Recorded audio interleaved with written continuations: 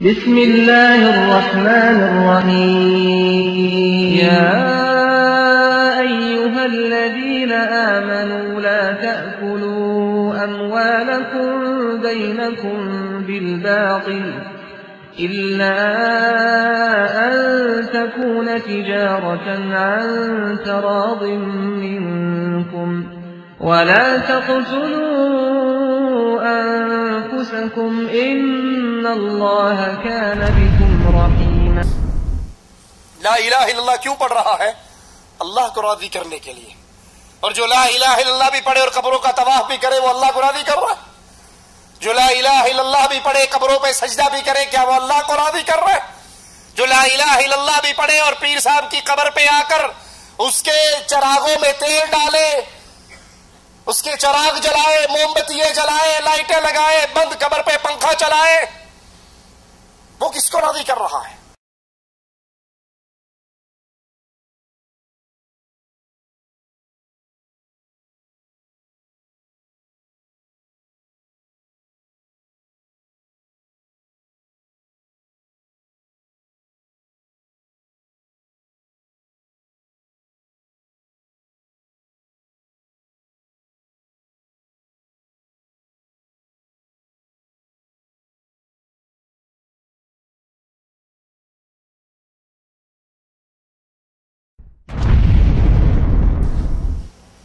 إن الحمد لله نحمده ونستعينه ونستغفره ونعوذ بالله من شرور أنفسنا ومن سيئات أعمالنا من يهده الله فلا مضل له ومن يضلل فلا هادي له أشهد أن لا إله إلا الله وحده لا شريك له وأشهد أن محمدا عبده ورسوله أما بعد فإن خير الحديث كتاب الله وخير الهدي هدي محمد صلى الله عليه وسلم وشر الأمور محدثاتها وكل محدثة بدعة وكل بدعة ضلالة وكل ضلالة في النار. أعوذ بالله من الشيطان الرجيم. بسم الله الرحمن الرحيم. قل هو الله أحد الله الصمد لم يلد ولم يولد ولم يكن له كفوا احد.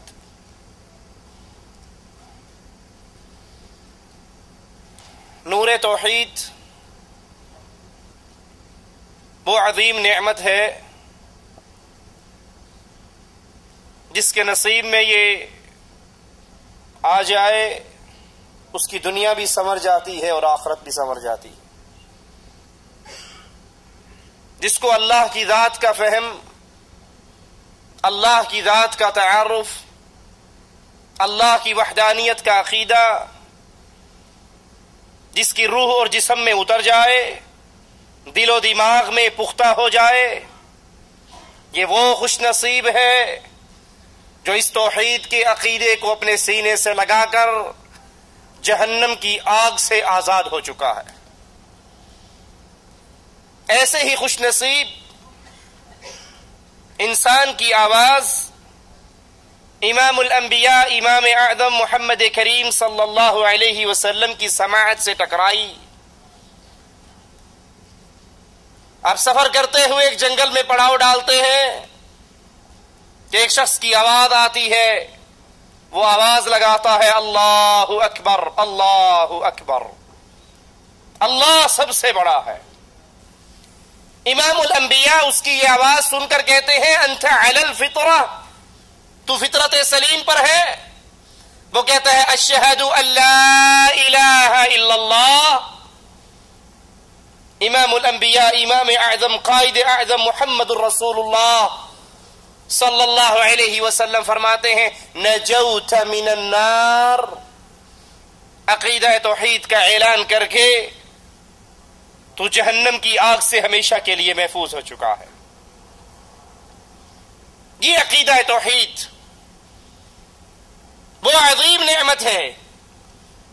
یہ عقیدہ توحید وہ قیمتی متاع ہے جس کو دنیا تک پہنچانے کے لیے، دنیا کے انسانوں میں پھیلانے کے لیے مالک نے انبیاء کا پورا سلسلہ اتارا. آئیے دیکھیں یہ توحید کیا ہے. اللہ عز و جل کے تنہا لائق عبادت ہونے، عظمت و جلال اور صفات میں واحد و بے مثال ہونے، اسماء حسنہ میں منفرد کا علم رکھنے اور پختہ اعتقاد کے ساتھ اعتراف کرنے کا نام توحید ہے۔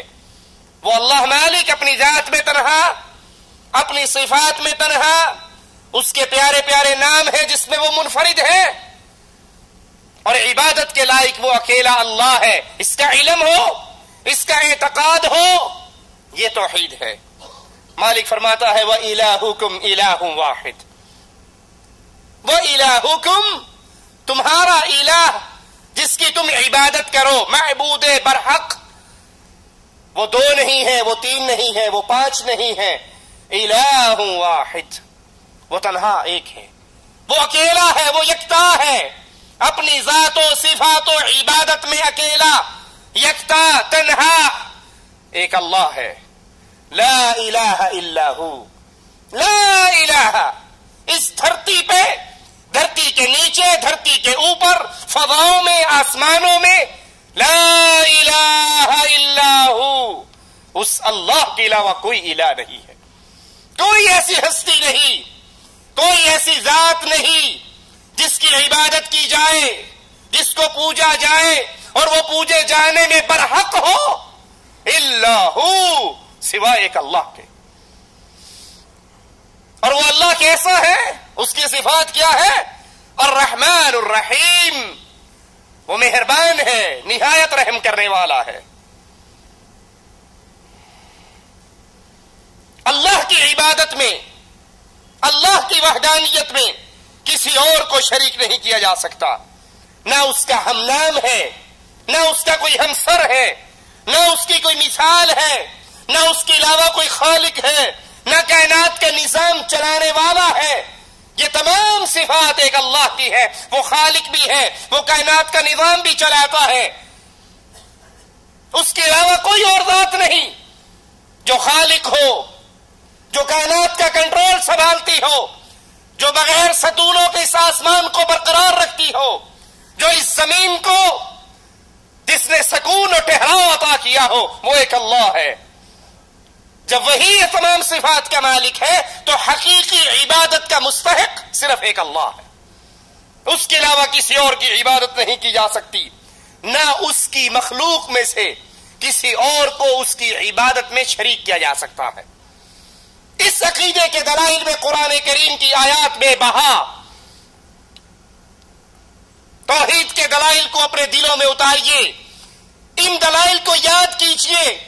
صرف یہ کہہ دینا کافی نہیں کہ ہم واحد ہیں، نہیں، اللہ کی توحید کے عقیدے کو یاد کیجئے، ان دلائل کو یاد کیجئے، اور پھر جب ایسے بھٹکے ہوئے انسان کو دیکھیں جو کھائے تو اللہ کا، جو پیے تو اللہ کا دیا ہوا، جو پہنے تو اللہ کا دیا ہوا،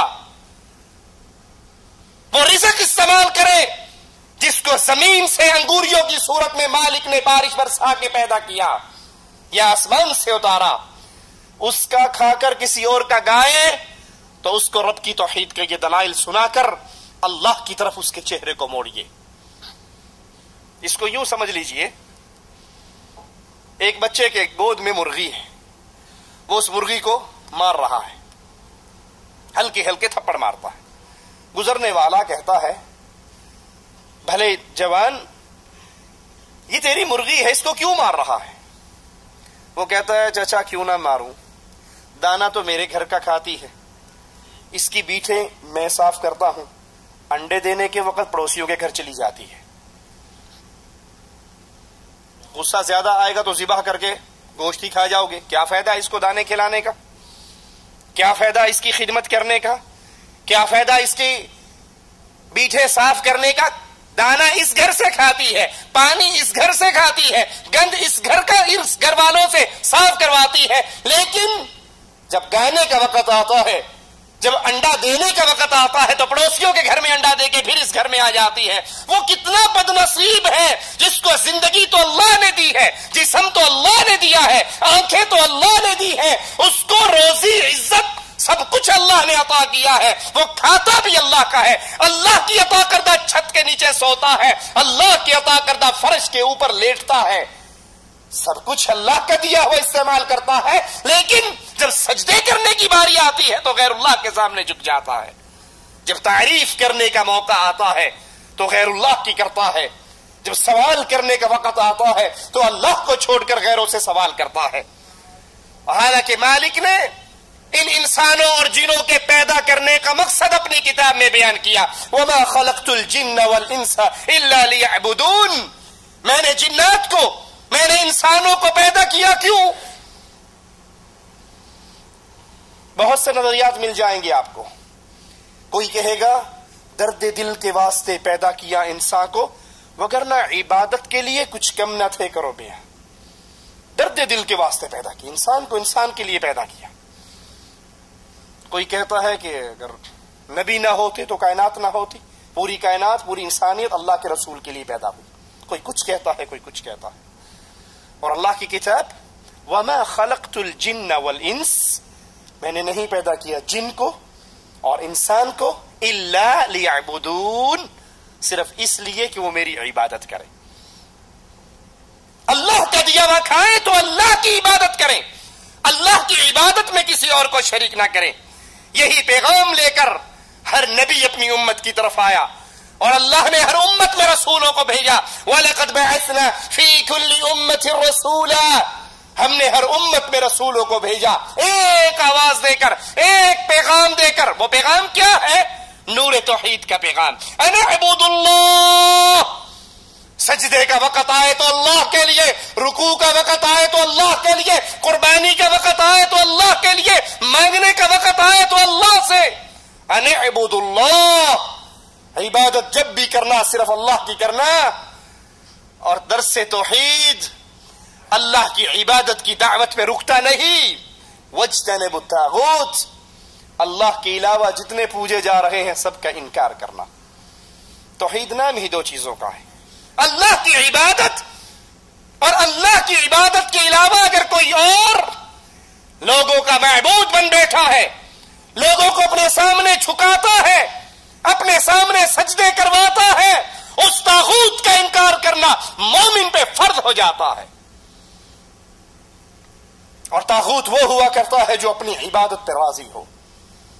اللہ کے لیے جو کام کیے جاتے ہیں، جب یہ کام کسی اور کے لیے کیے جائیں اور وہ کروائے یا کیے جانے پہ راضی اور خوش ہو جائے، یہ طاغوت ہے۔ افسوس، پیری فقیری کے نام پہ، پیری فقیری کے نام پہ آج دین کے ڈاکو، توحید کے ڈاکو، ایمان کے ڈاکو لوگوں کو اپنے سامنے جھکاتے ہیں، یا لوگ خود بخود ان کے سامنے جھکتے ہیں۔ کوئی ان کو منع کرنے کے لیے تیار نہیں ہوتا، بلکہ تھپڑ مارتے ہیں، اوپر سے تھپکی دیتے ہیں کہ شاباش، جو کام کر رہے ہو بہت اچھا۔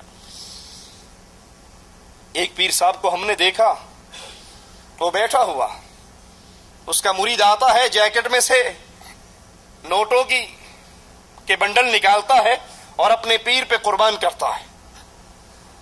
پیر کا گھر تو روشن ہے بجلی کے قمقموں سے، مرید کو میسر نہیں مٹی کا دیا بھی۔ یہ وہ پیر جو راتوں کو مریدوں کے گھر میں رہتے ہیں، گھر کا بھی صفایا کر جاتے ہیں، جاتے ہوئے عزت کا بھی صفایا کر جاتے ہیں، پھر اخبار میں سرخی لگ جاتی ہے پیر جعلی تھا۔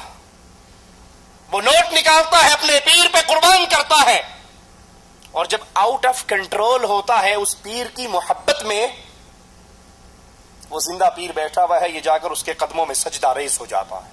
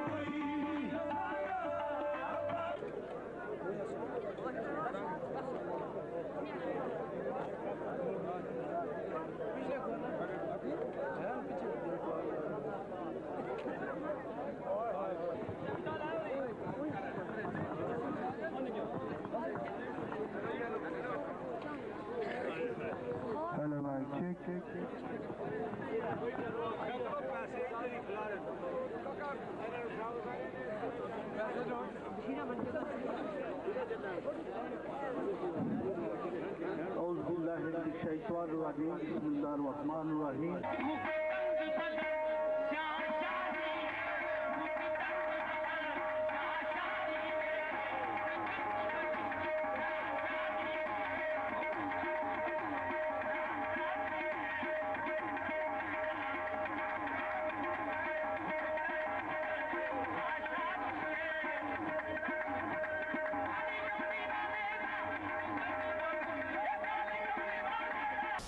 امام الانبیاء امام اعظم محمد الرسول اللہ صلی اللہ علیہ وسلم سے آپ کے اصحاب نے اجازت مانگی تھی، یا رسول اللہ صلی اللہ علیہ وسلم اجازت دیجیے، ہمارا جی چاہتا ہے جیسے کیسر و کسریٰ کے دربار میں اس کے درباری آتے ہیں، پہلے ان کے سامنے سجدہ کرتے ہیں، پھر کھڑے ہو کر اپنی بات بیان کرتے ہیں، اے اللہ کے نبی آپ تو سچے رسول ہیں، ہمیں اجازت دیجئے، جی چاہتا ہے ہم بھی آپ کے سامنے سجدہ ریز ہوں، آپ کے لیے سجدہ کریں۔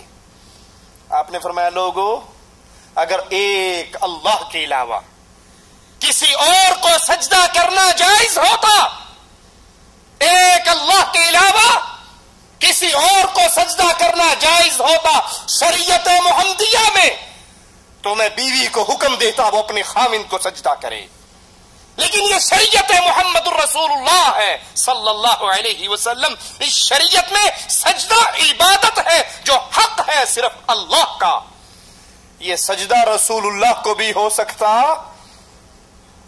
ہم نے اپنی آنکھوں سے دیکھا، آپ بھی دیکھیے، ڈاکٹر پروفیسر طاہر القادری ایک پروگرام کے اندر تشریف فرما ہے، گالی دینا ہمارا مذہب نہیں، تنقید کرنا ہمارا مذہب نہیں، ہم تو درد دل کے ساتھ محبت اور پیار کے ساتھ آپ کے سامنے یہ دعوت توحید رکھتے ہیں، لوگوں کسی کا مقام کتنا ہی بلند ہو جائے وہ رب کا منگتا ہے، اس کو رب والا مقام نہ دو۔ ڈاکٹر صاحب بیٹھے ہیں اور مرید چل کر آتے ہیں اور ان کے قدموں میں سجدہ ریز ہوتے ہیں، اور وہ ان کی پشتوں پر ہاتھ پھیر کر شاباش دیتے ہیں کہ ٹھیک ہے جڑے کم لگا ہیں۔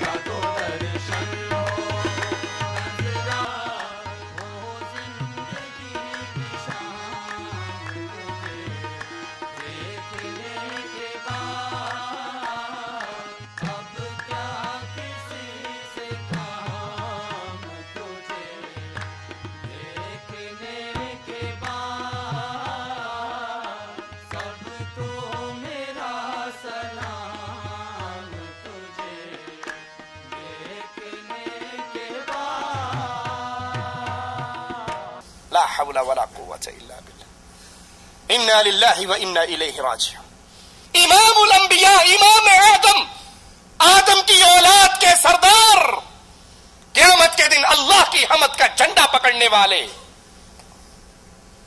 جب تک جنت میں نہ پہنچے، جنت کا دروازہ نہ بجائیں، جنت کا دروازہ نہ کھلوائیں، کھل نہیں سکتا. آپ نے فرمایا سب سے پہلے میں جنت کے دروازے پر پہنچوں گا. فرشتہ پوچھے گا کون ہے؟ جبرائیل کہیں گے میں ہوں. پوچھے گا ساتھ کون ہے؟ جبرائیل کہیں گے محمد الرسول اللہ ہے صلی اللہ علیہ وسلم.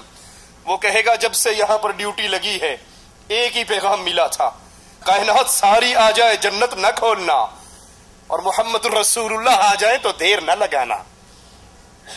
اتنی عزت و عظمت کے مالک نبی صحابہ کو سجدے کی اجازت لینے والے صحابہ کو جواب میں کہہ رہے ہیں سجدہ خاص اللہ کے لیے. اگر شریعت محمدیہ میں اللہ کے علاوہ کسی اور کو سجدہ کرنے کی عادت ہوتی تو بیوی کو حکم دیا جاتا وہ خاوند کو سجدہ کرے. لیکن آج پیر و فقیر اپنے مریدوں کو کبھی اپنے سامنے رکوع کروا رہے ہیں، اور کہیں ڈاکٹر طاہر القادری صاحب اپنے مریدوں کو ان کے سامنے سجدہ کرتے ہیں. کوئی کہنے والا کہہ سکتا ہے جی ڈاکٹر صاحب نے تو نہیں کہا سجدہ کریں. انہوں نے تو نہیں کہا سجدہ کریں، لیکن وہ منع تو کر سکتے ہیں. رسول اللہ صلی اللہ علیہ وسلم کے سامنے آپ کے ایک صحابی نے کہا ما شاء اللہ وشئت، جو اللہ چاہے اور جو آپ چاہے وہی ہوا کرتا ہے. اللہ کے رسول صلی اللہ علیہ وسلم سے برداشت نہ ہوا.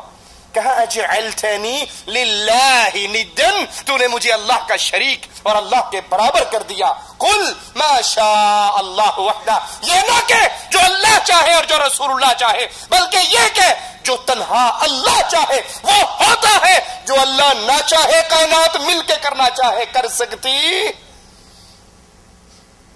سجدہ کرنے والا بھی شرک کر رہا ہے، اور جو اپنے سامنے سجدہ ریز کی اس حرکت پہ اسے نہیں منع کرتا، اس کو روکتا نہیں ہے، وہ اس کفر پہ راضی ہے اور طاغوت بن چکا. اور توحید اللہ کی عبادت اور اللہ کے علاوہ جس کی عبادت کی جائے اس کا انکار. وما ارسلنا من قبلك من رسول الا نوحي اليه انه لا اله الا انا فاعبدون.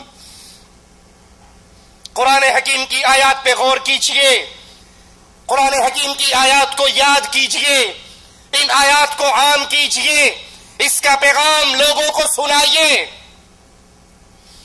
مالک فرما رہا ہے وما ارسلنا من قبلك من رسول، ہم نے آپ سے پہلے جتنے رسول بھیجے ہر رسول پر ہم نے یہ وحی کی لا الہ الا انا، کہ میرے علاوہ کوئی الہ نہیں ہے، اللہ کے علاوہ کوئی معبود پر حق نہیں.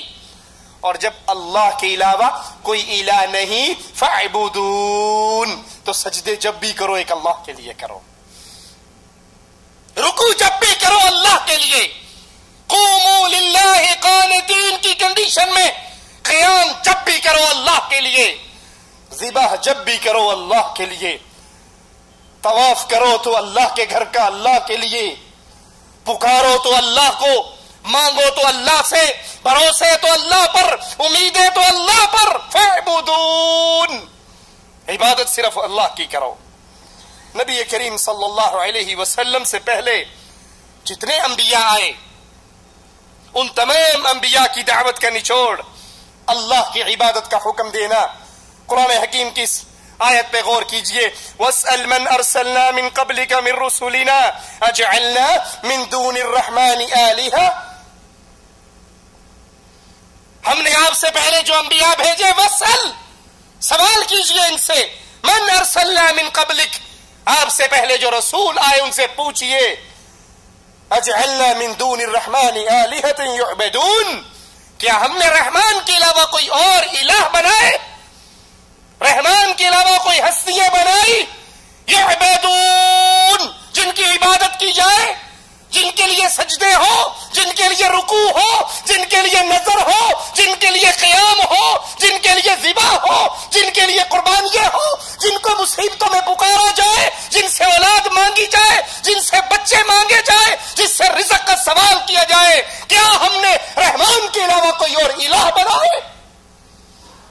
تمام انبیاء کی دعوت کا نچوڑ اللہ کی عبادت کا حکم دینا۔ نہ سابقہ انبیاء کے دور میں اور نہ آخری نبی کے دور میں مالک نے اپنے علاوہ کوئی اور الہ بنا کر لوگوں کے حوالے کیے۔ کوئی نہیں، 2 سجدے میرے لیے کر لو تو 2 ان کے لیے کر لو، کبھی مجھ سے مانگ لو کبھی ان سے مانگ لو۔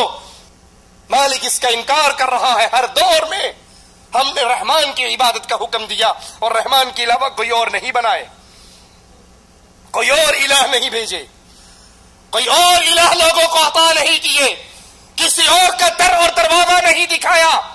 وَقَضَىٰ رَبُّكَ، یہ تیرے رب کا فیصلہ ہے، یہ تیرے اللہ کا فیصلہ ہے۔ وَقَضَىٰ رَبُّكَ أَلَّا تَعْبُدُوا إِلَّا إِيَّاهُ، یہ اللہ کا فیصلہ ہے، یہ مالک کا اٹل فیصلہ ہے۔ اللہ تعبدوا الا ایاہ، عبادت کی جائے تو صرف ایک اللہ کی، اللہ کے علاوہ کسی کی عبادت نہ ہو۔ یہ سجدہ عبادت، یہ رکوع عبادت، یہ قربانی عبادت، یہ ذبح کرنا عبادت، یہ مانگنا عبادت، یہ پکارنا عبادت، یہ بھروسے عبادت، یہ امیدیں عبادت، یہ محبت عبادت، یہ خوف عبادت۔ جو محبت اللہ سے ہے کسی اور سے نہیں، جو خوف اللہ کا ہے کسی اور سے نہیں، جو بھروسہ اللہ پر ہے کسی اور سے نہیں، جو امید اللہ پر ہے کسی اور سے نہیں۔ مالک کا فیصلہ ہے کہ عبادت جب بھی ہو تو اللہ کی ہو۔ اور تمام انبیاء، امام الانبیاء محمد کریم صلی اللہ علیہ وسلم تک ہر نبی نے اپنی قوم کو ایک ہی دعوت دی، یا قوم اعبدوا اللہ، اے میری قوم اللہ کی عبادت کرو، ما لکم من الہ غیرہ، اللہ کے علاوہ تمہارا کوئی الہ نہیں ہے، اللہ کے علاوہ تمہارا کوئی مشکل کشا نہیں ہے، اللہ کے علاوہ تمہارا کوئی حاجت روا نہیں ہے، اللہ کے علاوہ کوئی تمہارا بگڑی بنانے والا نہیں ہے، اللہ کے علاوہ کوئی تمہاری کشتیوں کو پار لگانے والا نہیں ہے، اللہ کے علاوہ کوئی ایسا نہیں جس کو تنگی اور سختی میں پکارو اور وہ تمہاری پکاروں کو سن کر تمہاری مصیبتوں کو دور کر دے۔ اور اللہ کا حکم بھی قیامت تک آنے والے انسانوں کے لیے یہی۔ قرآن حکیم کے اس انداز پہ غور کیجئے، وَمَا أُمِرُوا إِلَّا لِيَعْبُدُوا اللَّهَ مُخْلِصِينَ لَهُ الدِّينَ، وَمَا أُمِرُوا، اللہ نے ان کو جو حکم دیا ہے وہ سنیے، وَمَا أُمِرُوا إِلَّا لِيَعْبُدُوا اللَّهَ مُخْلِصِينَ لَهُ الدِّينَ، انہیں صرف اسی بات کا حکم دیا گیا کہ وہ صرف اللہ کی عبادت کریں، اس کے لیے دین کو خالص کر کے، عبادت کو خالص، دین کو خالص اللہ کے لیے کریں۔ جو عمل اللہ کے لیے کیا جائے عبادت قرار پائے۔ اب کائنات میں کوئی اور ایسا نہیں کہ وہ عمل اس کے لیے بھی کیا جا سکے، بلکہ مالک اپنے نبی سے اعلان کرواتا ہے، نبی اعلان کیجئے، قل ان صلاتی، اے نبی کہہ دیجئے بے شک میری نماز، ونسکی، میری قربانی، ومحیای، میری زندگی، ومماتی، میرا مر جانا، میری موت، للہ رب العالمین، جہانوں کے پالنے والے رب کے لیے۔ قرآن حکیم کی آیت کو اللہ کے لیے اپنے دل کے نہال خانوں میں اتاریے۔ قل، کہو اے نبی، ان صلاتی، میری نماز، سجدہ نماز کا حصہ ہے یا نہیں؟ رکوع نماز کا حصہ ہے یا نہیں؟ قیام نماز کا حصہ ہے یا نہیں؟ ناک کو خاک پہ لگانا، ماتھے کو زمین پہ رگڑنا، یہ سجدہ ہے اور نماز کا حصہ ہے۔ اور مالک نبی سے کہہ رہا ہے، کہو ان صلاتی، ڈاکٹر طاہر القادری کے سامنے سجدہ کرنے والوں، یہ نماز ہے اور نماز اللہ کا حق ہے۔ ونسکی، قربانی، درگاہوں جانوروں کو اللہ کے نام کے علاوہ، اللہ کے سوالیوں کے نام پہ ذبح کرنے والوں، ان کی درگاہوں پہ نیاز چڑھانے والوں، اس جانور کا خون غیر اللہ کے لیے بہانے والوں، ان صلاتی و نسکی، یہ قربانی تو اللہ کے لیے ہے۔ اس قربانی کا تو اعلان امام الانبیاء نے کیا، میری نماز، میری قربانی، میری موت، ومحیای، میری موت، میری زندگی، یہ موت بھی اللہ کے لیے، یہ زندگی بھی اللہ کے لیے۔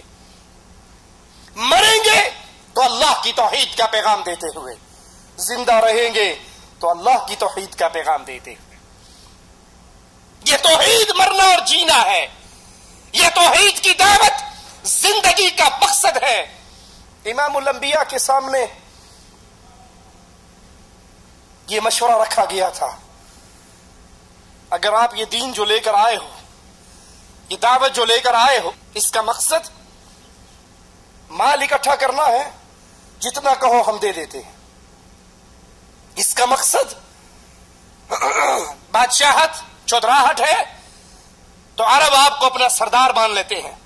اس کا مقصد خوبصورت لڑکی سے شادی کرنا ہے، جس گھر کی طرف اشارہ کرو گے وہاں یہ نکاح کر دیا جائے گا۔ اور پھر ابو طالب سے کہنے والوں نے کہا، تیرا بھتیجا بعد نہیں آتا، ہمارے اور اس کے درمیان سے ہٹ جا، جو چاہے ہم اس کے ساتھ کر گزرے۔ چچا نے اپنے بھتیجے کو دیکھا تو کہا، میرے بوڑھے کندھوں پہ اتنا بوجھ نہ ڈال جس کو میں اٹھا بھی نہ سکوں۔ امام الانبیاء نے، اے اہل توحید، قیامت تک کے لیے آنے والے مواحدوں کے لیے اعلان فرمایا۔ غور کیجئے ذرا اس اعلان پر۔ آپ فرماتے ہیں، چچا اگر یہ میرے دائیں ہاتھ پہ سورج کو لا کر رکھ دیں، صرف اس لیے اللہ کی توحید کی دعوت چھوڑنے والوں، لوگ کیا کہیں گے؟ برادری کیا کہے گی؟ معاشرہ کیا کہے گا؟ قوم کیا کہے گی؟ وہ کہیں گے یہ بھی وابی ہو گیا ہے۔ لوگوں کو پتہ لگ جائے گا کہ ہم بھی اس دین سے نکل گئے، ہم نے بھی آباء و اجداد کی باتوں کو ماننا چھوڑ دیا۔ صرف اس وجہ سے اللہ کی توحید کی دعوت کو چھوڑ دیا جاتا ہے۔ اہل شرک سے دوستی صرف اس لیے کر لی جاتی ہے، برادری کیا کہے گی؟ جی بات تو آپ کی ٹھیک ہے، میرے جو سسر صاحب تھے قبروں پہ سجدہ کرتے تھے، قبروں کا طواف کرتے تھے، غیر اللہ کو پکارتے تھے، فوت ہو گئے، مرے تو حالت شرک میں ہی، لیکن دیکھو نا مولوی صاحب، اگر میں جنازہ نہ پڑھتا ان کا، پورا معاشرہ میرا بائیکاٹ کر دیتا۔ صرف اتنی سی بات پر اللہ کے دشمن سے محبت، اور اللہ کے دشمن کے جنازے میں ہم شریک ہو جاتے ہیں۔ قوم، برادری، قبیلہ یہ کیا کہے گا؟ اور امام الانبیاء، امام اعظم، قائد اعظم، میرے ماں باپ میرے نبی کے قدموں پہ قربان ہو جائیں، مواحدوں کو پیغام دے رہے ہیں۔ کہتے ہیں، چچا ایک ہاتھ پہ سورج کو رکھ دیں، ایک ہاتھ پہ چاند کو رکھ دیں، یہ انہونا کام کر گزرے، محمد رب کی دعوت توحید سے پھر بھی باز نہیں آئے گا، صلی اللہ علیہ وسلم۔ یہ جو چاہے کر لے، اللہ کی توحید کی دعوت میں اس سے نہیں رک سکتا۔ میرا مرنا بھی اللہ کے لیے ہے، میرا جینا بھی اللہ کے لیے ہے، میری نماز بھی اللہ کے لیے اور میری قربانی بھی اللہ کے لیے۔ بخاری و مسلم میں ہے، امام الانبیاء امام اعظم محمد الرسول اللہ صلی اللہ علیہ وسلم سیدنا معاذ سے پوچھتے ہیں، اے معاذ، یا معاذ هل تدری ما حق اللہ علی عبادی؟ فجر کی نماز پہ نہ اٹھا، پوچھا جی آپ مسجد میں نظر نہیں آئے؟ جی مولوی صاحب نماز دی گل تو ٹھیک ہے، پر ویکھو نا راتی 12 بجے ڈیوٹی تو فارغ ہو کے آئی ہے، ماں باپ کا حق ہے، بیوی بچوں کا حق ہے، ان کا پیٹ پالنا بھی عبادت ہے، اب ان کا حق ادا کریں یا تسی تو ہوئے جو مولوی، تو ہم تو کام ہی اور کوئی نہیں، سان تے بڑے رولے نے۔ میرے 10 بھائی ہیں، بوڑھے ماں باپ ہیں، ان کا پیٹ پالنا ہے، باپ کا حق، ماں کا حق، بیوی کا حق، بچوں کا حق، یہ سارے حق ہمیں یاد رہتے۔ اور امام الانبیاء اپنے صحابی سے سب سے بڑا حق پوچھتے ہیں، اے معاذ، جانتے ہو ما حق اللہ علی عبادہ، اللہ کا اس کے بندوں پر کیا حق ہے۔ بیوی کا حق تو یاد رہا، باپ کا حق تو یاد رہا، ماں کا حق تو یاد رہا، اولاد کا حق تو یاد رہا، جس نے پیدا کیا اس کے حق کو بھول گئے۔ کہا اللہ ورسولہ اعلم، اللہ جانے یا اس کا رسول۔ کا حق اللہ علی عبادہ، اللہ کا اس کے بندوں پر یہ حق ہے کہ عبادت صرف اللہ کی کریں، سجدہ صرف اللہ کو کریں، رکوع صرف اللہ کے لیے ہو، قربانی صرف اللہ کے لیے ہو۔ جو عمل عبادت قرار پاتا ہے اس میں غیر اللہ کو شریک نہیں کیا جا سکتا۔ اور اے معاذ، کیا جانتے ہو جو بندہ اس حق کو پورا کر دے، جو بندہ اس اللہ کے حق کو ادا کر دے، پھر اس بندے کا اللہ پر اس کی رحمت سے کیا حق بن جاتا ہے؟ کہا اللہ جانے یا اپنے رسول کو وحی کر کے بتا دے، ہم نہیں جانتے۔ کہا جو بندہ اللہ کے اس حق کو ادا کرتا ہے پھر اللہ پر اس بندے کا یہ حق بن جاتا ہے کہ اللہ ایسے بندے کو جہنم کی آگ نہیں لگنے دیتا۔ وحق العباد علی اللہ، ان بندوں کا اللہ پر حق ہے کہ جہنم کی آگ سے اللہ ان کو محفوظ کر دیتا ہے۔ بخاری و مسلم میں ہے، رسول اللہ صلی اللہ علیہ وسلم نے فرمایا، بے شک اللہ نے اس شخص پر جہنم کی آگ کو حرام کر دیا جو لا الہ الا اللہ کا اقرار کرے اور اس اقرار کا مقصود یہ ہو کہ اللہ راضی ہو جائے۔ لا الہ الا اللہ کیوں پڑھ رہا ہے؟ اللہ کو راضی کرنے کے لیے۔ اور جو لا الہ الا اللہ بھی پڑھے اور قبروں کا طواف بھی کرے وہ اللہ کو راضی کر رہا ہے؟ جو لا الہ الا اللہ بھی پڑھے قبروں پہ سجدہ بھی کرے کیا وہ اللہ کو راضی کر رہا ہے؟ جو لا الہ الا اللہ بھی پڑھے اور پیر صاحب کی قبر پہ آ کر اس کے چراغوں میں تیل ڈالے، اس کے چراغ جلائے، موم بتیاں جلائے، لائٹیں لگائے، بند قبر پہ پنکھا چلائے، وہ کس کو راضی کر رہا ہے؟ اس کے دل میں کس کا ڈر ہے؟ جو سہیلی سرکار کے پاس سے گزرتا ہوا 50 روپے اس کے صندوقڑے میں ڈال کے ہاتھ باندھ کے کہنا بابا پلی کریں، وہ کس سے ڈر رہا ہے؟ وہ کس کو راضی کر رہا ہے؟ اس کے اس کلمے کا کوئی اعتبار نہیں، اس کے کلمے کا اعتبار ہے جو لا الہ الا اللہ کے قرار کر کے اللہ کو راضی کرنا چاہے۔ آئیے توحید کی اقسام پہ غور کرتے ہیں۔ توحید ربوبیت، اس اعتقاد کا نام ہے کہ اللہ تعالی ہی رب ہے جو تنہا تخلیق، بادشاہت، روزی، تدبیر کائنات کا مالک ہے۔ اور یاد کر لو توحید کی یہ قسم کفار مکہ مانا کرتے تھے، وہ اللہ کو رب مانتے تھے، کائنات کا مالک مانتے تھے، کائنات کا نظام چلانے والا مانتے تھے، روزی دینے والا رازق مانتے تھے۔ اگرچہ آج کے لوگ نہ مانے، ہر کسی نے اپنا اپنا رازق الگ ڈھونڈ رکھا ہے، کسی نے لاہور والے کو گنج بخش کہہ رکھا ہے، کسی نے خواجہ اجمیری کے بارے میں کہا میں سنی عقیدت والا ہوں، تو کیوں مجھ سے جلتا ہے؟ ایک میں کیا سارا زمانہ ہی خواجہ کے در پہ پلتا ہے۔ میں سنی عقیدت والا ہوں، اے تو کیوں مجھ سے جلتا ہے؟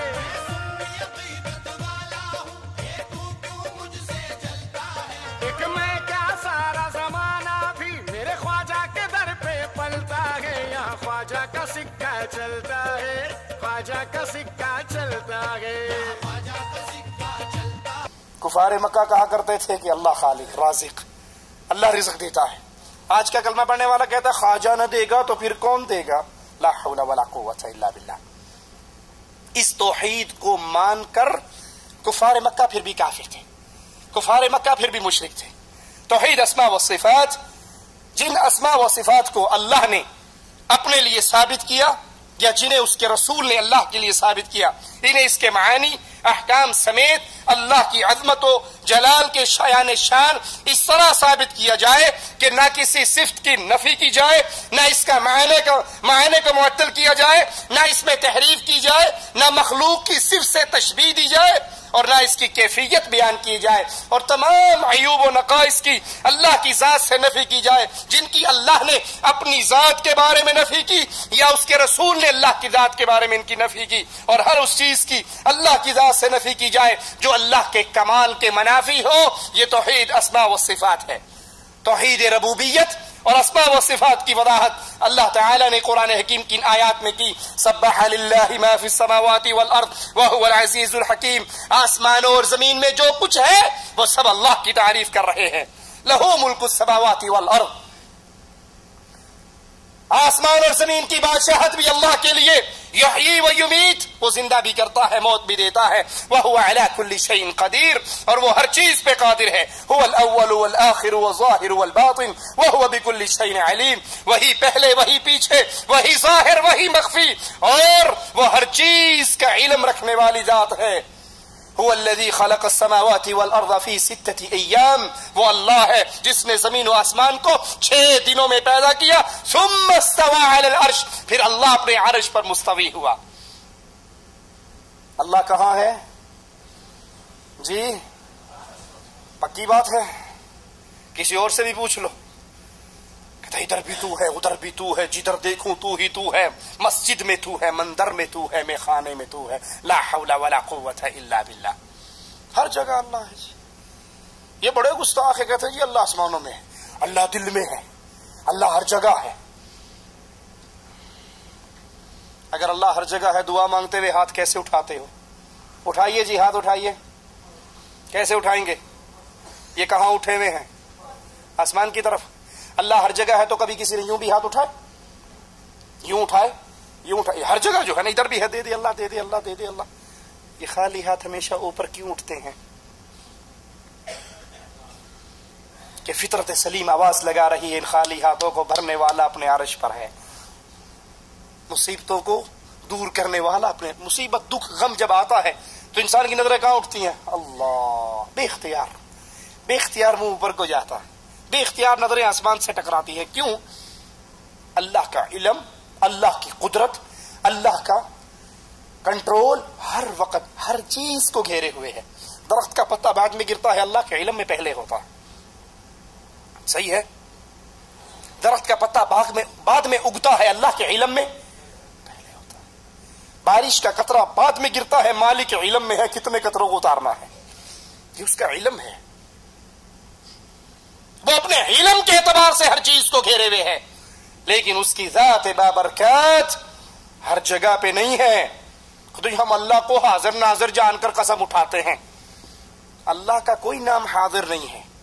اللہ کے نام ایک حدیث میں 99 نام آپ نے بھی پڑھے ہوں گے، اس میں کوئی نام حاضر. اللہ دیکھ تو رہا ہے، ناظر تو ہے، ہر چیز کو دیکھ رہا ہے، لیکن حاضر اپنے ذات کے اعتبار سے اللہ نہیں ہے، اپنے علم کے اعتبار سے ہر چیز کو گھیرے ہوئے ہے. اس کی ذات آسمانوں پر ہے. یعلم ما یلج فی الارض، اور وہ جانتا ہے اس چیز کو جو زمین میں جاتی ہے. وما یخرج منها، اور جو اس سے نکلے گی، جو زمین میں جائے گی، اللہ اس کو بھی جانتا ہے. اور جو زمین سے انگوریاں پیدا ہوں گی، اللہ اس کو بھی جانتا ہے. وما ينزل من السماء، جو آسمان سے نازل ہو اس کو بھی اللہ جانتا ہے. وما يعرج فيها، اور جو کچھ اس کی طرف چڑھ جائے. انسان کے اعمال اللہ کی طرف بلند ہوتے ہیں، فرشتے آسمانوں کی طرف بلند ہوتے ہیں، اللہ ان کو جانتا ہے. وَهُوَ مَعَكُمْ أَيْنَمَا كُنْتُمْ، اور وہ تمہارے ساتھ ہے تم جہاں کہیں بھی ہو. اب جو کہیں گے اللہ ہر جگہ پہ، کہیں گے دیکھا جی مول صاحب نے خود آیت پڑھی، ترجمہ غلط کی. وَهُوَ مَعَكُمْ، جب اللہ کہتا ہے میں تمہارے ساتھ ہوں. أَيْنَمَا كُنْتُمْ، جہاں کہیں بھی تم ہو. آیت کا اگلا حصہ نہیں پڑھیں گے. وَاللَّهُ بِمَا تَعْمَلُونَ بَصِيرٌ، تم جو کر رہے ہو اللہ اس کو جیسے اس کی شان کے لائق ہے، اس کی دیکھنا ویسے جیسے اس کی شان کے لائق ہے. لَيْسَ كَمِثْلِهِ شَيْءٌ، اس کی کوئی مثال نہیں.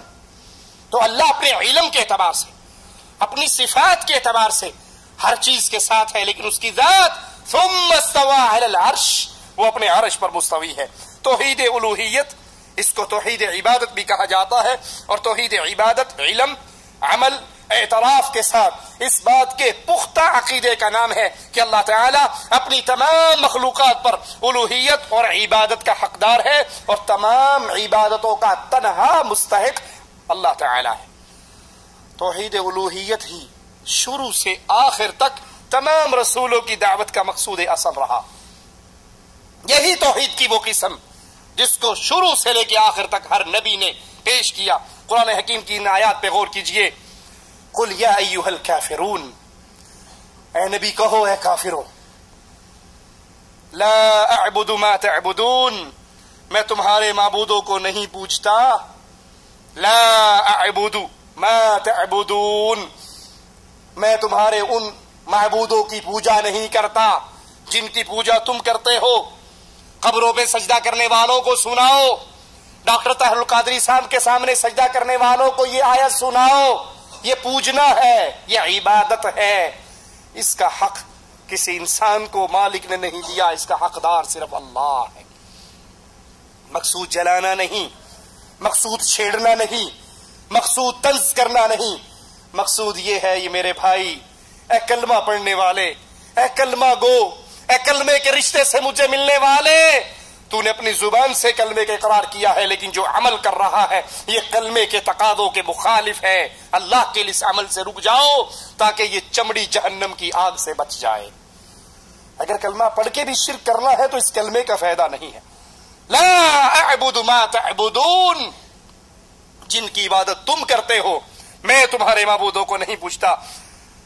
اور ولا انتم عابدون ما اعبد، اور نہ تم میرے معبود کو پوچھتے ہو. ہم کہتے ہیں یہ سجدے کا حق اللہ ہے، یہ سجدے کا حقدار، ان رکوع کا حقدار، قربانی نظر نیازوں کا حقدار یہ اللہ تعالیٰ ہے اور کوئی نہیں.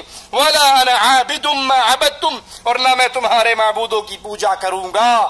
تم جو مرضی کر لو، یہ موحدوں کو مار سکتے ہیں، قتل کر سکتے ہیں، گولیوں سے اڑا سکتے ہیں، لیکن موحد کی گردن غیر اللہ کے سامنے جھکا نہیں سکتا. میں قطعاً تمہارے معبودوں کی پوجا نہیں کروں گا. ولا انتم عابدون ما اعبد، نہ تم اس کی پوجا کرو گے جس کی عبادت میں کرتا ہوں. لکم دینکم ولی دین، تمہارا دین تمہارے ساتھ ہے، میرا دین میرے ساتھ ہے. ہمیں مبارک ہو رب کے لیے سجدے کرنے، ہمیں مبارک ہو اللہ کے لیے رکوع کرنا، ہمیں مبارک ہو اللہ کے لیے قربانی کرنا، ہمیں مبارک ہو اللہ کو پکارنا، ہمیں مبارک ہو اللہ سے مانگنا، ہمیں مبارک ہو اللہ کی محبت دل میں بسانا، ہمیں مبارک ہو اللہ کا ڈر دل میں بسانا. اور اے اہل شرک، تمہیں مبارک ہو غیر اللہ کو سجدے کرنا، تمہیں مبارک ہو غیر اللہ کی عبادت کرنا. ہم اللہ کی عبادت کرتے ہیں، غیر اللہ کی نہیں کرتے. ہمارا دین ہمارے ساتھ ہے، تمہارا دین تمہارے ساتھ ہے. قرآن حکیم کے ایک اور مقام پہ غور کیجئے. قل یا اہل الکتاب تعالوا الى کلمۃ سواء بیننا وبینکم الا نعبد الا اللہ.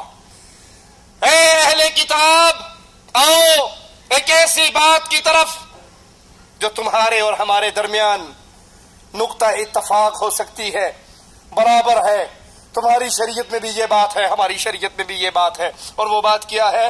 اللہ نعبد الا اللہ، اللہ کے علاوہ کسی کی عبادت نہ کرے، اللہ کے علاوہ کسی اور کی عبادت نہ کرے. ولا نشرک بہ شیئا، اور اللہ کے ساتھ کسی اور کو شریک بھی نہ کرے. سجدہ اللہ کا حق، اب یہ کسی اور کے لیے نہ ہو. قربانی اللہ کا حق، یہ کسی اور کے لیے نہ ہو. عبادت خالص اللہ کی کرے اور اللہ کے ساتھ کسی اور کو شریک نہ کرے. ولا يتخذ بعضنا بعضا اربابا من دون اللہ، اور ہم آپس میں ایک دوسرے کو رب نہ بنائیں. قرآن حکیم کی آیت مسئلہ کتنا کھول کے بیان کر رہی ہے کہ بندہ جب دوسرے بندے کے ساتھ وہ معاملہ کرے جو خالص اللہ کے ساتھ کرنا چاہیے تو اس نے اس بندے کو رب بنا لیا نا. اور مالک کیا کہہ رہا ہے؟ ہم آپس میں ایک دوسرے کو رب. اگر آپ انسان کے سامنے سجدہ کریں گے آپ اس کو رب بنا رہے ہیں. آپ انسان کو مشکل میں پکاریں گے آپ اس کو رب بنا رہے ہیں. ان امور میں جن امور میں وہ طاقت نہیں رکھتا، ما فوق الاسباب. فإن تولوا، یہ ساری باتیں سن کے اگر پھر بھی منہ موڑ لیں تو پھر ان سے کہہ دو تم گواہ رہنا میں تو اللہ کے لیے فرما بردار ہو چکا. ہمیں توحید کی یہ دعوت سمجھ آ گئی ہے، مان لو تمہارا نصیب اور مرضی ہے. اور اگر ٹھکراتے ہو تو ہم اللہ کی توحید پہ ایمان لے آئے ہیں، ہم اس سے اپنا منہ نہیں موڑ سکتے. قرآن حکیم اول تا آخر توحید کی قسموں کے بیان پر مشتمل ہے. قرآن کریم یا تو اللہ تعالی اس کے اسماء و صفات، اس کے افعال اور اس کے اقوال کی خبر دیتا ہے، یا اللہ کی عبادت اور خیر معبودان باطلہ سے رشتہ توڑنے کی دعوت دیتا ہے. قرآن کریم یا تو اللہ کی اطاعت کے واجب ہونے کے بیان پر مشتمل ہے، یا اہل توحید کے دنیا اور آخرت میں انعامات اور اعزاز کا بیان ہمیں سناتا ہے، یا پھر اہل شرک ان کی دنیا اور آخرت میں ذلتوں کی منازل کا پتہ ہمیں بتاتا ہے؟ قرآن حکیم کے ان دلائل کو سامنے رکھ کر توحید کے جو فوائد اور جو ثمرات ہمارے سامنے آتے ہیں، آئیے ان پہ غور کرتے ہیں۔ توحید کا ایک فائدہ یہ ہے، دنیا اور آخرت کی ساری بھلائی اسی توحید میں پوشیدہ ہے۔ دنیا اور آخرت کی ساری بھلائی اسی توحید میں پوشیدہ ہے۔ توحید دنیا اور آخرت کی مصیبتوں اور بلاؤں سے نجات کا سبب ہے۔ دنیا میں مصیبتوں سے نجات چاہتے ہو یا آخرت کی سب سے بڑی مصیبت جہنم سے نجات چاہتے ہو تو آؤ اللہ کی توحید پہ اکٹھے ہو جاؤ۔ توحید خالص دنیا اور آخرت میں مکمل امن اور سلامتی کی گارنٹی ہے۔ یاد کرنا اس جملے کو، توحید وہ عقیدہ ہے جس پہ عمل کر کے دنیا اور آخرت میں مکمل امن مل سکتا ہے۔ قرآن حکیم ہمیں درس دیتا ہے، الذین آمنوا ولم يلبسوا ایمانہم بظلم اولئک لہم الامن۔ امن کس کے لیے؟ راحت کس کے لیے؟ سکون کس کے لیے؟ پھر غور کیجئے، الذین آمنوا ولم يلبسوا ایمانہم بظلم اولئک لہم الامن وہم مہتدون۔ جو ایمان لے آئے ولم يلبسوا، پھر نہ ملاوٹ کریں، ایمانہم بظلم، اپنے ایمان کے ساتھ شرک کی، ان کے لیے امن ہے اور یہ ہدایت یافتہ ہے۔ توحید پرست مکمل ہدایت اور ہر اجر و غنیمت کی توفیق سے بہرور ہوتا ہے۔ اللہ تعالیٰ توحید کے ذریعے گناہوں کو معاف فرماتا ہے، خطاؤں کو مٹاتا ہے۔ حدیث قدسی ہے، مالک فرماتا ہے، آدم کے بیٹے اگر تو میرے پاس اس حال میں آئے کہ زمین ساری گناہوں کی بھری ہوئی ہو، ایک شرط کے ساتھ، ان گناہوں میں شرک والا گناہ نہ ہو، میں اتنی زمین رحمت کی بھر کے لاؤں گا، تیرے سارے گناہوں کو رحمت سے نیکیوں میں کنورٹ کر کے تیرے حوالے کر دوں گا، مجھے پرواہ بھی نہیں ہوگی۔ سارے گناہوں کی معافی کس وجہ پہ کھڑی ہے؟ عقیدہ توحید پہ۔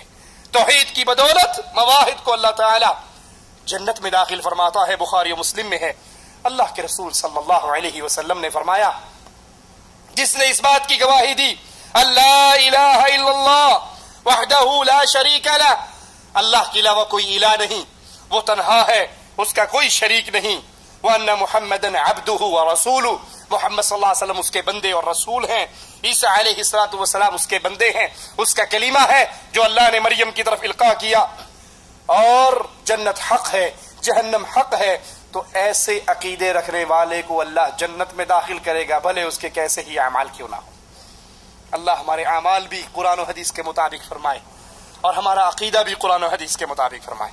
صحیح مسلم میں ہے، اللہ کے رسول صلی اللہ علیہ وسلم نے فرمایا، جو شخص اس حال میں مرا کہ اس نے اللہ کے ساتھ کوئی شریک نہ کیا ہو تو وہ جنت میں داخل ہوگا۔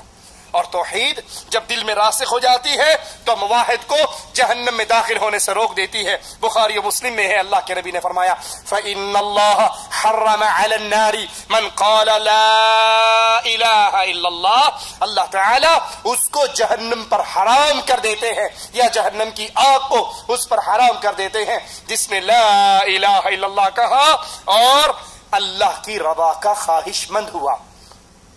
مردوں کو راضی کرتے ہوئے نہ زندگی گزر جائے بلکہ وہ اللہ کی رضا کا خواہش مند ہو۔ اگر بندے کے دل میں رائی کے دانے کے برابر بھی ایمان ہو تو وہ ہمیشہ ہمیشہ کی جہنم میں نہیں رہے گا، اسے اس جہنم سے ضرور نکال لیا جائے گا۔ اللہ کی رضا اور ثواب کے حصول کا سب سے عظیم ذریعہ اللہ کی توحید ہے۔ صحیح بخاری میں ہے، اللہ کے نبی صلی اللہ علیہ وسلم سے پوچھا گیا، آپ کی شفاعت کا سب سے زیادہ حقدار کون ہے، سب سے بڑا وہ خوش نصیب کون ہے؟ آپ نے فرمایا، جس نے خلوص سے دل سے لا الہ الا اللہ کا اقرار کیا ہو۔ تمام ظاہری باطنی اعمال اور اقوال کی قبولیت اور ان پر اجر و ثواب عقیدہ توحید کے اوپر موقوف ہے۔ اگر عقیدہ توحید درست ہے تو تمام طرح کے اجر و ثواب پائے گا، اور اگر اس عقیدے میں شرک کی ملاوٹ ہو جائے تو ساری نیکیاں برباد ہوں گی۔ توحید جب دل میں مکمل ہو جاتی ہے تو اللہ تعالیٰ مواحد کے لیے ایمان کو محبوب کر دیتا ہے اور اس کو اس کے دل میں آراستہ کر دیتا ہے، اس کے نزدیک کفر اور شرک ناپسندیدہ کر دیتا ہے اور اس کو ہدایت یافتہ لوگوں میں شامل فرما دیتا ہے۔ اللہ سے دعا ہے اللہ ہمیں بھی ان خوش نصیبوں میں شامل فرما دے۔ توحید بندے کے لیے نیکیوں کو آسان کرتی ہے اور برائیوں کے چھوڑنے کو بھی آسان بنا دیتی ہے۔ کیونکہ مواحد اپنے رب کی رضا کی امید رکھتا ہے اور سزا کا خوف بھی اس کے دل میں رہتا ہے. سیدنا ابن عمر رضی اللہ عنہما جنگل میں ایک چرواہے کو دیکھتے ہیں جو بکریاں چرا رہا ہے. اسے کہتے ہیں ایک بکری مجھے بیچ دے. تو کہتا نہیں میں تو غلام ہوں, اپنے مالک کی بکریاں چرا رہا ہوں. کہا جب مالک پوچھے تو کہنا تیری ایک بکری بھیڑیا اٹھا کر لے گیا تھا. اس کے ایمان کا امتحان لینے کے لیے باتیں کر رہے. وہ جواب میں کہتا ہے مالک کو تو یہ کہہ کر چپ کروا دوں گا کہ بھیڑیا بکری اٹھا کے لے گیا, لیکن اللہ کے دربار میں کیا جواب دوں گا. یہ مواحد ہوا کرتا. سیدنا عمر گلی میں سے گزر رہے, ماں کہنے لگی بیٹی سے بیٹی دودھ میں پانی ملا دے. اس دور کے لوگ کیا کیا انہوں نے, دودھ میں پانی ملانے کا کہا. ہم کیا کرتے ہیں آج کے دور میں, پانی میں دودھ ملاتے ہیں. بیٹی دودھ میں پانی ملا دے. بیٹی مواحدہ تھی, کہنے لگی ماما آپ کو نہیں پتا یہ توحید گناہوں سے روکتی ہے کس طرح, پختہ ہو دل میں. امیر المومنین امیر عمر نے منع کیا. کہا اس وقت امیر المومنین رات کو یہاں جاگ کے ہمارے دروازے پر کھڑا ہے, وہ تو نہیں دیکھ رہا ہمیں. کہا وہ نہ بھی دیکھے تو اس کا رب تو دیکھ رہا. اب یہ بیٹی کس کی ہے جی, دودھ بیچنے والے کی, گوالے کی بیٹی. امیر المومنین صبح اس کو اپنے دربار میں بلا لیتے ہیں اور اپنے بیٹوں سے پوچھتے ہیں کون ہے جو اس لڑکی سے شادی کرے گا. سید کی لڑکی سید کے گھر میں, پٹھان کی لڑکی پٹھان کے گھر میں, ارائی کی لڑکی ارائی کے گھر میں, پاکستانی کی پاکستانی کے, ہندی کی ہندی کے. ان ذات و پات میں بٹنے والوں, گوالے کی بیٹی کو کس چیز نے عزت دی؟ کون ہے جو اس سے شادی کرے گا؟ توحید بندے پر آنے والی مصیبتوں کو ہلکا کر دیتی ہے, کیونکہ بندہ اللہ کی تقدیر پہ راضی ہو چکا ہوتا ہے. اللہ سے دعا ہے اللہ ہمیں توحید کا فہم عطا فرمائے, زندہ رکھے, ایمان پر رکھے, اسلام پر رکھے, توحید پر رکھے, اس کی دعوت دینے والا بنائے, اس حال میں اپنے پاس بلائے. اللہ ہم سے راضی ہو, ہم اپنے اللہ سے راضی ہوں. اقول قولی هذا واستغفر الله لي ولكم ولسائر المسلمين فاستغفروه انه هو الغفور الرحيم.